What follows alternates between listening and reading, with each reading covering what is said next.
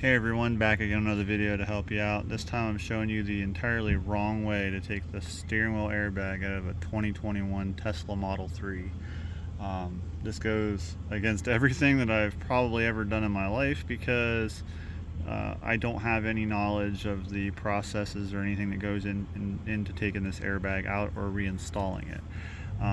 You're probably not doing this at home, and I wouldn't advise you to do it anyway.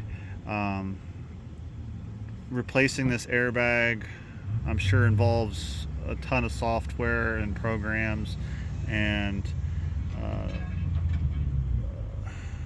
proprietary stuff that I have no knowledge of.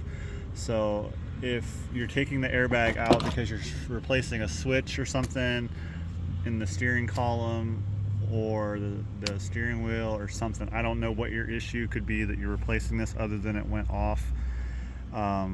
Could be, then I can't help you. I also know that these generally have an SRS module somewhere up here underneath that would need to be replaced or re-upped in order to make it work again.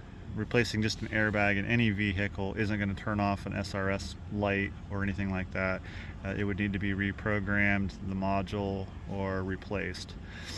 In order to remove this airbag, which is what you're here for, I used a flathead screwdriver. Now this is totally wrong. I'm sure there's some specialty tool that's necessary to do this.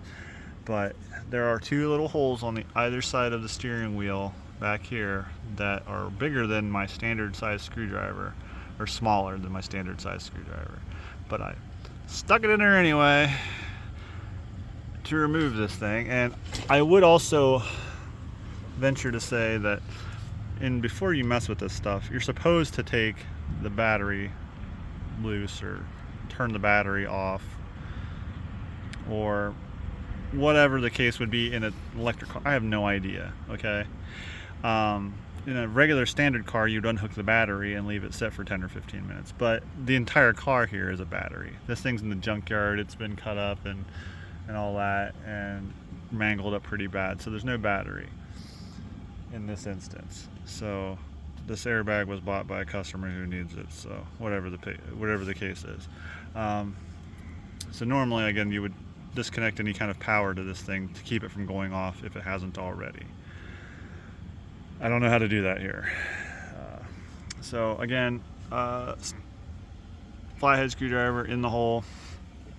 Up here inside, you've got this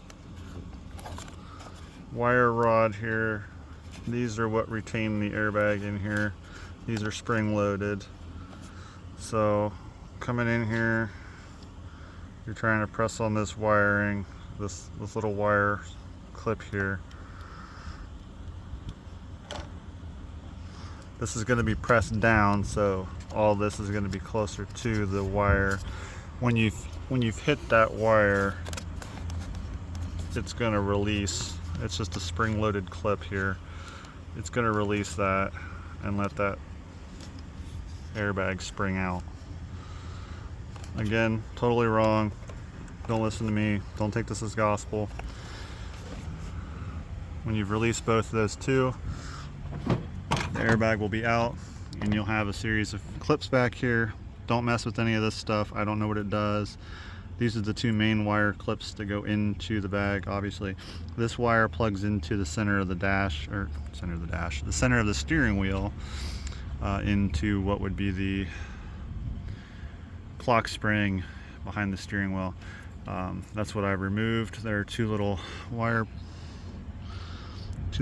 levers on either side of this. I just pinched them together and pulled this out. But that's what it takes to remove the airbag here. Again, don't do this at home. Hopefully not in the next 5 years. But if this somehow helped you, if you did this at home and had success with it, drop a like down below, comment, I don't know. Don't do this at home. Thanks for watching me work anyway.